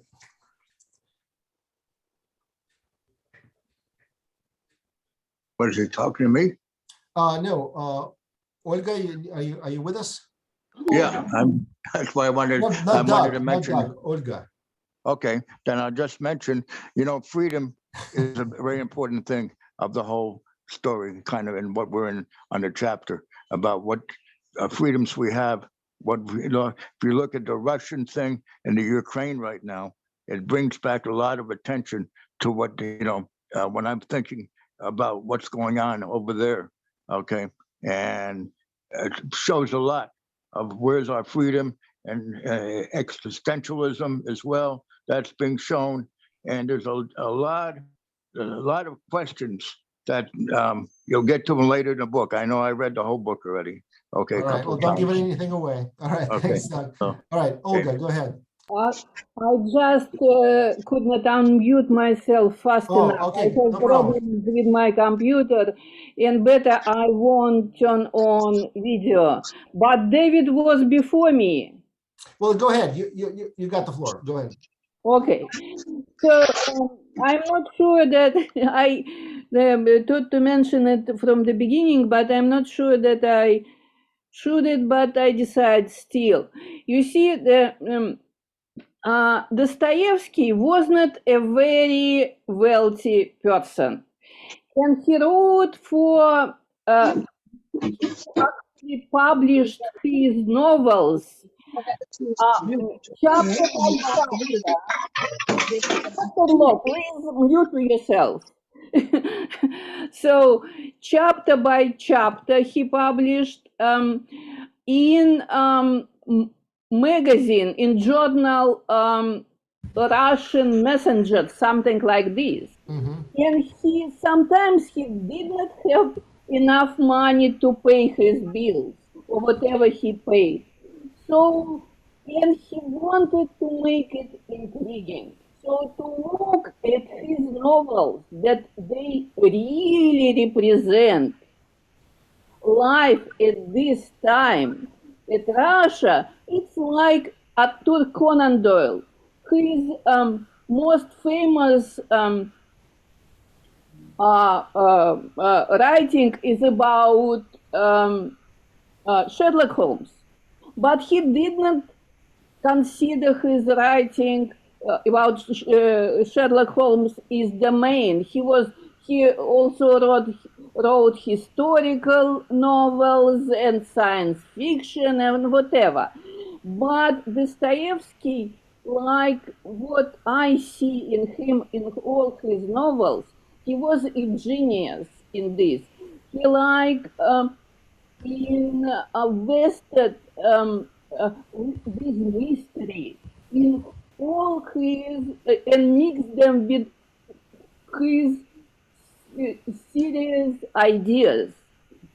So all this mystery, all this relationship, it's in real life, it's usually much, much more boring.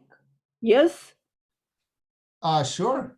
I think you're right. I mean, his life was in some ways, I would say that a lot of the things that he writes about are not theoretical for him. They are, in fact, a reflection of his own experiences. Like, for instance, one of the things you mentioned about he wasn't a wealthy man. Well, part of the reason why he wasn't a wealthy man is he gambled a lot and he lost fortunes, even of his wives on the roulette. You know, he was a very kind of unusual, larger than life person. And so characters in his books are in some ways like that, even more hyperbolized, right? So he takes his own experiences and he enhances them, and he extrapolates them to lengths that we may not even think is feasible. But then he creates these personalities that are in fact taken from life. So, which is why, you know, remember when we started, I said, what triggered this book? Well, it was a real murder of a student that took place, and this became the driving motive for writing it. And so when you read this, I think it's helpful for us to realize that this is not so fictional. A lot of these people are taken from life, and you may not like them. And I'm speaking mostly to some of the, maybe to David. I know, David, you're having trouble sympathizing with some of these characters, but that's how life is too, right? We don't always like people we're with at work, at home, in our families. You know, there's always this joke of, I think, people going back to Thanksgiving dinner and having to face the idiosyncrasies of all their relations that they haven't seen in a year, right? So that's the reality of life. With that said, I know there are some other comments. I just want to make sure before we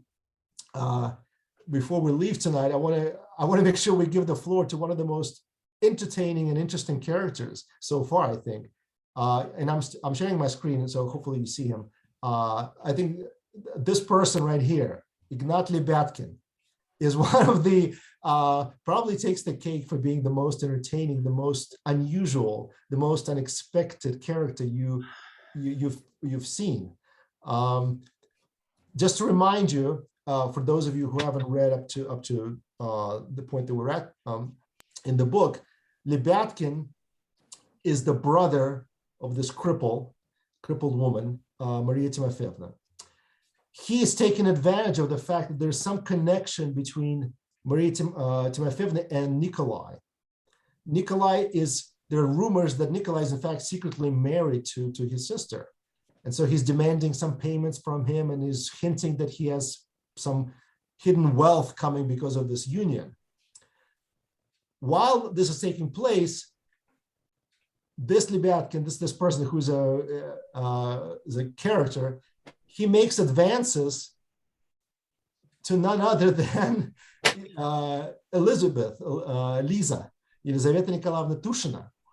And he writes the most wonderful letter to her. And I don't know if all of you have gotten to this point, but I just wanted to read an excerpt because I think it is so entertaining and so funny that maybe it's a good point to switch, because we've been talking very seriously about a lot of these subjects, but there's also comedy in all of this as well. And I want to finish on a kind of a good note, maybe a funny note, because there's definitely comedy and tragedy. They all come together in life. And so that's what I want to focus on. Maybe, so this is the excerpt from the letter that Elizaveta receives from Ignat Lebyatkin. And it says, "To the perfection, Miss Tushin, gracious lady Elizaveta Nikolaevna. Oh, she's a sweet queen, Elizaveta Tushin. When on side saddle she gallows by, and in the breeze her fair tresses fly. Or when with her mother in church she bows low, and on devout faces a red flush doth flow. Then for the joys of lawful wedlock I aspire, and follow her and her mother with tears of desire, composed by an unlearned man in the midst of a discussion." And then he writes, this is in prose. So first part was in poetry, and the second part is in prose. "Gracious lady, I pity myself above all men that I did not lose my arm at Sevastopol." This is a place where a battle took place.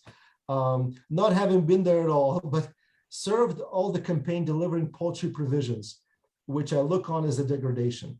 You are a goddess of antiquity, and I am nothing, but have had a glimpse of infinity. Look on it as a poem and no more. For after all, poetry is nonsense and justifies what will be considered impudence in prose.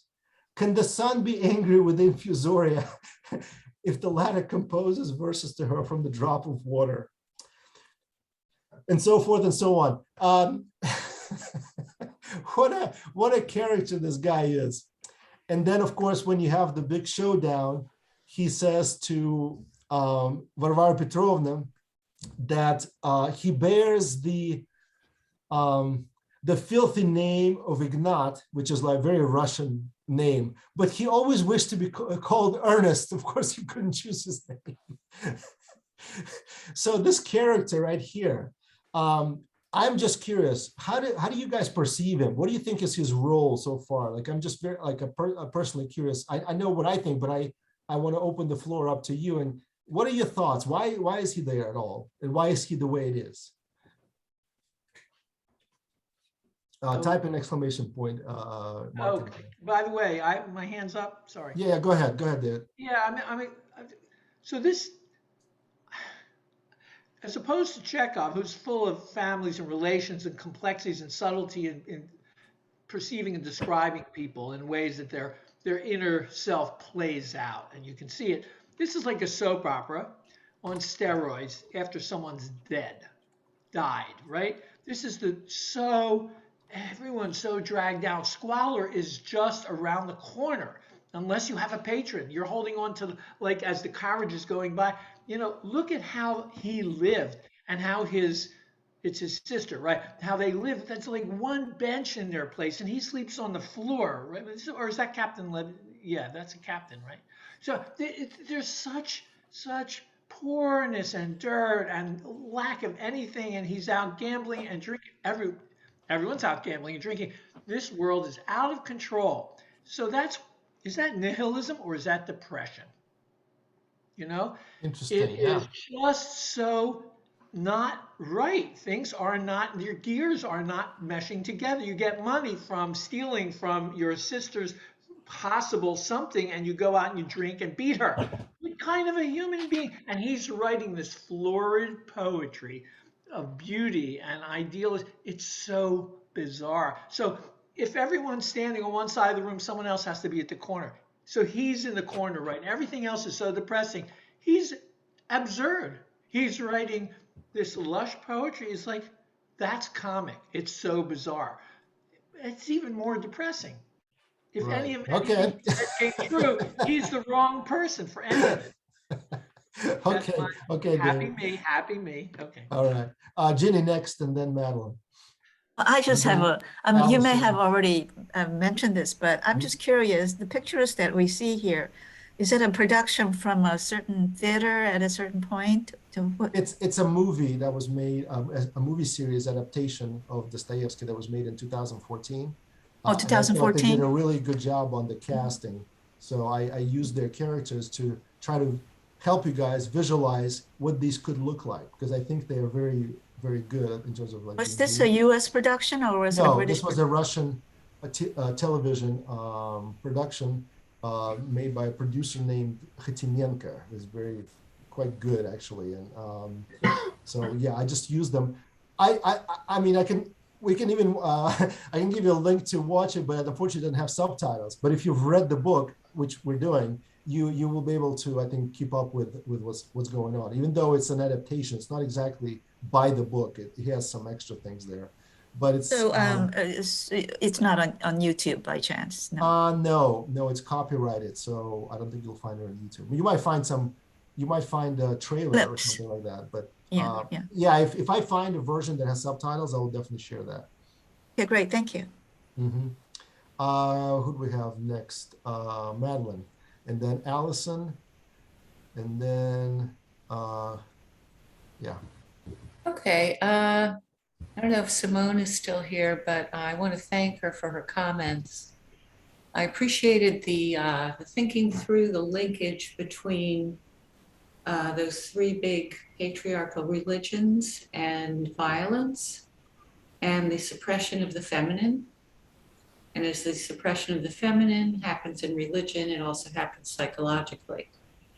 I have been doing some reading, which brings me to a question for Phil, which I don't know if he can answer.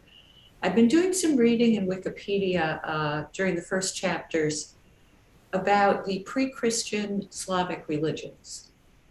They were, you know, like most places in the world, they were regional, but they had a lot of deep similarities, a lot of resonances between them. And I'm wondering if the people who are in the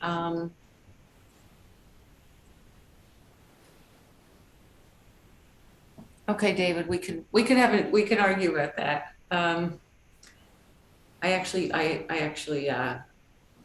Anyway, just for the purposes of this discussion, I'm going to go with it.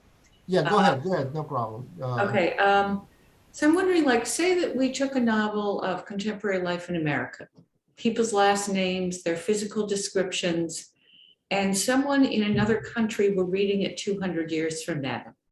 Things that we would take very much for granted as signifiers of their ethnicity, where their ancestors came from, things about their speech patterns, where we could see like where they were in the class system, or what part of the country they were from. I feel like I'm missing that. Like, I feel like those indicators are in the novel as he's giving people's descriptions. Do you know anything about, like, when he talks about someone with, I forget who it was, but like the flaxen hair and the low brow and the abrupt manner and bumping into furniture? That's Shatov. Ivan Shatov, yeah. Mm-hmm. Yeah, so I'm just wondering, are we missing things about these sort of Slavic regionalisms, or is that not really a factor in the book? I think he is trying to make it Russian, but not regional Russian, because can somebody turn that off? We have some background noise here.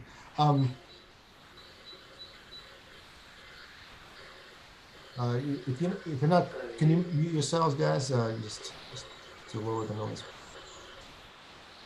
Where is that coming from?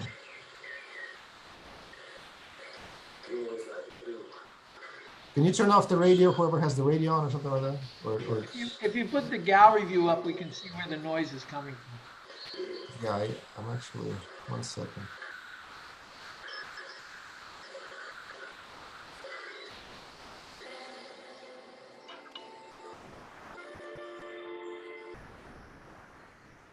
Okay.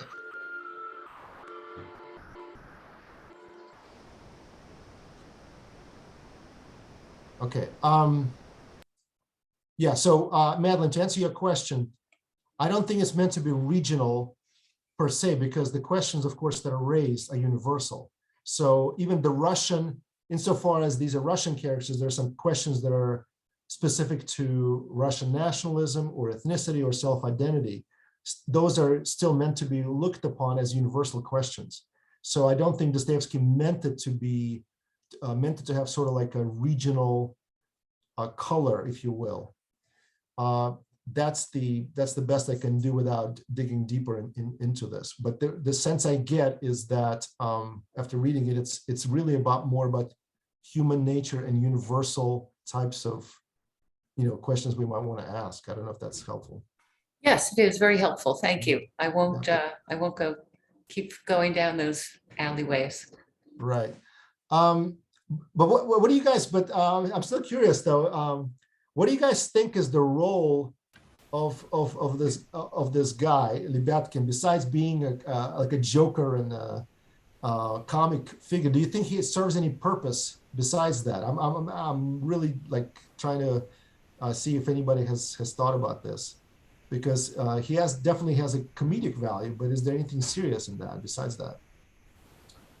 We have Joe. Joe, go ahead. Oh, yeah. Jeannie.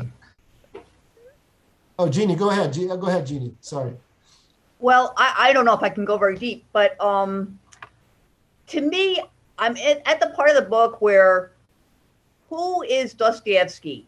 Which one of these characters is really him? And I just feel like this character is the part, that it's part of, they're all kind of maybe part of him. And that this character is like the person who, sings rude Christmas songs at Christmas. It's just, he seems like he's a poet, he's got so much going for him in many ways, but on the other hand, he's just a total degenerate. So it's an interesting combination. That's a great way. That's a great way to describe him. A total degenerate. I liked. I don't know if you picked up on this. There's at one point Dostoevsky says that for some people, wearing clean linen is a disgrace. Speaking of Lebyatkin, so he is so degenerate, and he is that for wearing nice clothes, that's a disgrace. He should not wear nice clothes. I actually wonder, and Allison, I will give you the floor in just a second. I actually wonder if he is not a more farcical version of Stepan Trofimovich Verkhovensky, because of his aspirations to be cultured, to be different than he is, to be, he doesn't want to be Ignat, he doesn't want to be Russian, he wants to be Ernest, like Ernest Hemingway, he wants to be something other than himself, and yet he has all these high-sounding words, and yet he's a drunk. He's a abuser of women, and by the way, I don't know if you caught this. There's this little tidbit that there's a character named Virginsky, whose wife tells him at one point that she wants to have an open relationship with this Lebyatkin character. She prefers him to her husband. So it's just so over the top. That it makes me wonder if he in fact is also being a parody of this intelligentsia class and people who try to be like intelligentsia and aspire to this sort of status of like holier than thou, not holier but maybe more like smarter than thou. Allison, go ahead. I'm curious what you have to say. I'm not sure exactly why he's in there, but I feel like this. They said that he beats his, I just felt like it was so funny, and when they said that he beats his sister with a quirt, I had to look up quirt to see like, what is this thing? And it's a horse riding whip. And there's just something about like where he just places like joke after joke after joke, till you get to this like insanity point that, it's just really one of the reasons I love Dostoevsky. It's like you really are it's like you're in the clown car just going. And yeah. And the other thing I think they, as we continue reading this, I like. By the way, I uploaded this chart. I don't know if you saw it in the chat.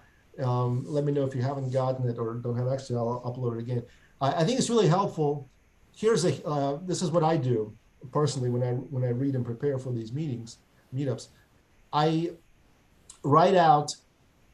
I have a graph like this, and I write out different character traits as I see them for all the characters, and it helps me keep track of them that way. I don't have page numbers because they're kind of irrelevant with all the different translations, but it helps me to get a full view of each character as they're developed, and because there's so many of them. It's helpful. So maybe it will be helpful for you. I don't know if you're that diligent or you care this much about this work, but if you are having trouble keeping everybody straight with all the details, it might be helpful to actually do something similar. And in that regard, once you get this picture of who they are, then you start to understand their role more as the plot develops. So we've really got, I feel like we've really zeroed in on Varvara Petrovna. We have discussed Stavrogin. We have discussed Stepan Trofimovich Verkhovensky. They are the main characters.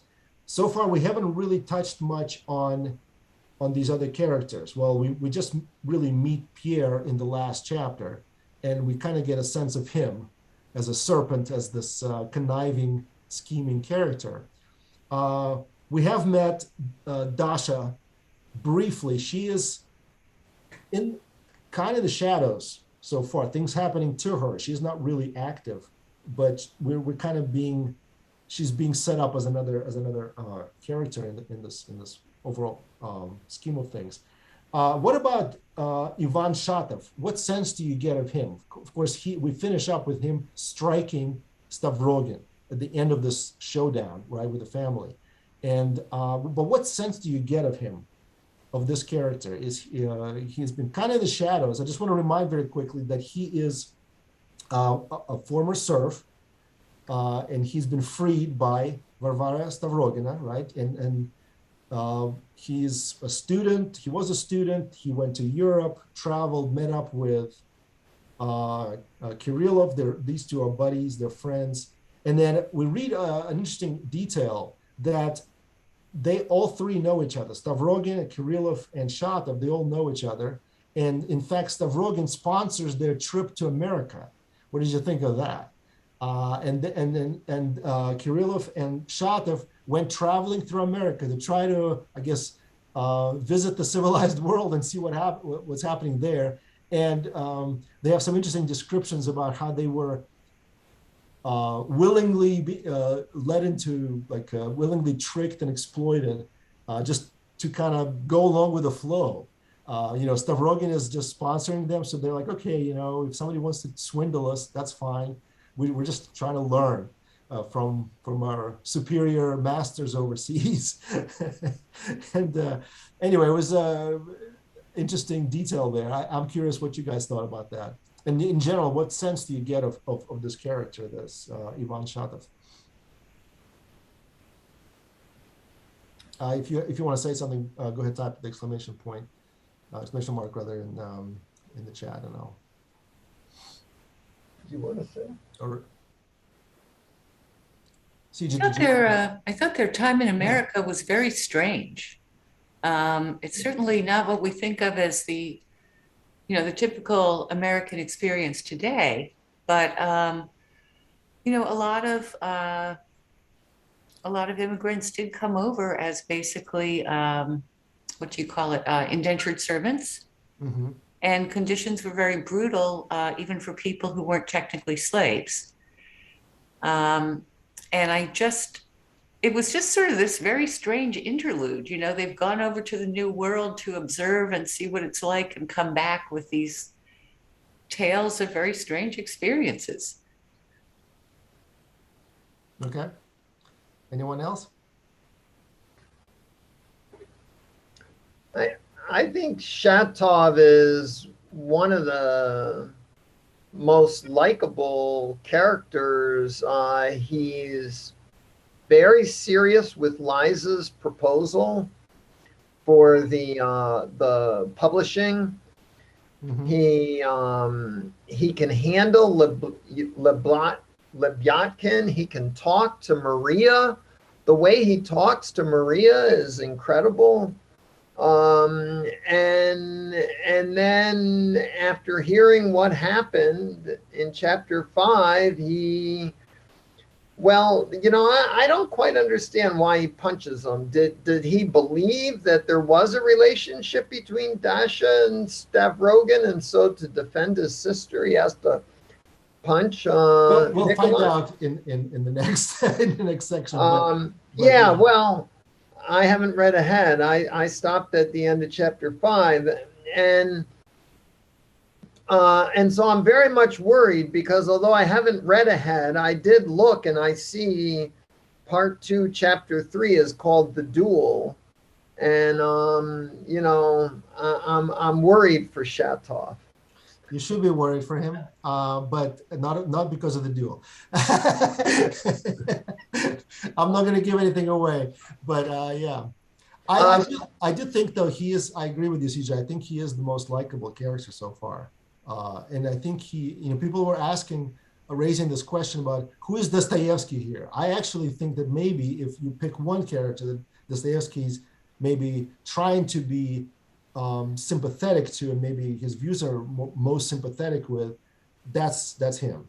And if you notice on this screenshot, what's in the background? Church.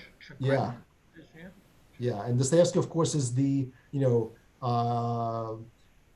very much a religious person who thinks that the answer to social ills is not in some new progressive idea, but it's actually going back to the religious roots and religious morality and so forth.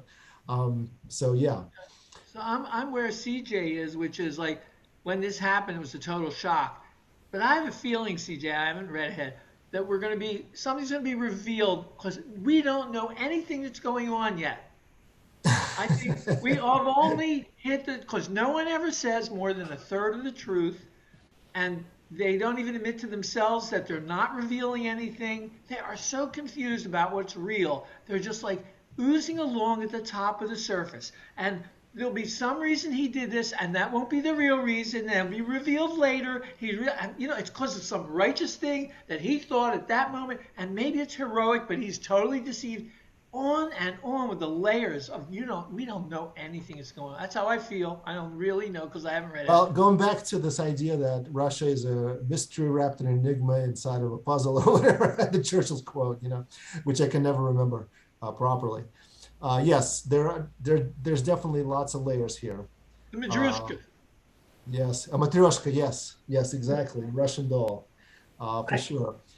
I also wanted to say on Lebyatkin, I wonder if there's a strong literary criticism throughout the whole work. In chapter 5, we have references to Shakespeare's Prince Hal, Falstaff, and Horatio from Hamlet. And Lebyatkin is a hussar poet. I wonder if there's a satire against hussar poetry, and that Lebyatkin might be yet another element of the literary criticism in the plot. Actually, that may very well be. He's referring to a very famous poet and an actor in the War of 1812 in Russia with Napoleon. Davidov, who was like a partisan, guerrilla warfare type commander, very famous in Russia, but was a hussar. Hussars were these types of what am I trying to say? Cavalry. Yeah, cavalry officers, and he was both a military person and a poet. But they were also known for being drunks. And so Lebyatkin in some ways is a caricature of that because he's a former captain, he is a drunk, and he also aspires to be a poet. And his poetry is both atrocious and endearing. I mean, think of the immortal cockroach in the bottle, or cockroach in the glass piece. I mean, that is, if that's not the world's best poem, I don't know what. That one had me on the floor almost. I mean, yes. I couldn't constrain the laughter. It was. Yes. For those of you who haven't read it, I really do recommend you pay attention to that last chapter in this part because it is full of these gems that will have you rolling, I think. Okay, I think we're about 20 minutes over our official time limit. Our next meetup is going to be February 7th, and we're going to start on chapter 2. Sorry, not chapter 2, part 2, which will reveal some of these questions that you have about why Shatov struck Stavrogin, and also will reveal some of the undercurrents that David has been hypothesizing about, and there's definitely something underneath all of these events that's happening, the undercurrent. So for next time, February 7th, if you could read part 2, chapters 1 through 3, and we will reconvene then, and hopefully we'll have more interesting ideas to share and to discuss. Thank you very, very much for joining. I think it was great. I hope you enjoyed the discussion and sharing the ideas. I know we didn't have the breakout rooms this time, but we'll probably try to have time for that next time. All right. If there are no more questions or final parting thoughts, I will see you all in 2 weeks.